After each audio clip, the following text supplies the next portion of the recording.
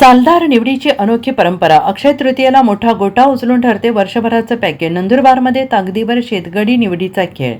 अक्षय तृतीयेनिमित्त सगळीकडे उत्साहाचं वातावरण आहे. अनेक मंदिरं आंब्याची आरास करून सजवली आहेत. आज अनेक चांगल्या गोष्टींची सुरुवात करण्यात येते, त्यामुळे ती अक्षय नष्ट न होणारी राहते अशी मान्यता आहे. राज्यात अनेक ठिकाणी शेतात सालगडी सालदार शेतगडी नेमला जातो. त्यासाठी वर्षभराचा करार करण्यात येतो.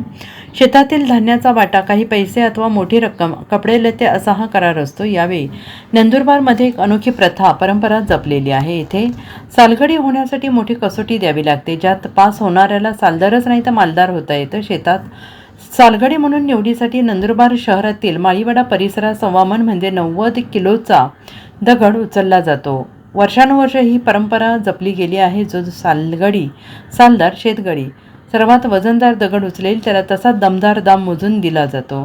त्याला सर्वाधिक रक्कम मिळते. ज्याला दगड उचलता आला नाही त्यालाही शेतात काम मिळते, पण त्याला मोठी रक्कम दिली जात नाही.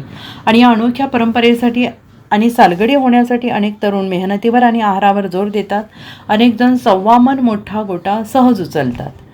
अक्षय तृतीयेच्या कार्यक्रमानिमित्ताने हा माळेवाडा परिसरातून पारंपरिक हा दगड उचलण्याचा कार्यक्रम घेतला जात असे. नंदुरबारमध्ये आणि या माळेवाडा परिसरामध्ये एक नामांकित हे जे दगड आहे, हा दगड कमीत कमी 1 ते 1.25 क्विंटलचा एक दगड आहे. हे 2 दगडाचे शक्ती प्रदर्शन बांधव करीत असतात. आणि हा केवळ म्हणजे शक्ती प्रदर्शन नव्हे, आजच्या तारखेला म्हणजे आधुनिक वस्तू सर्व येऊन गेलेली आहे.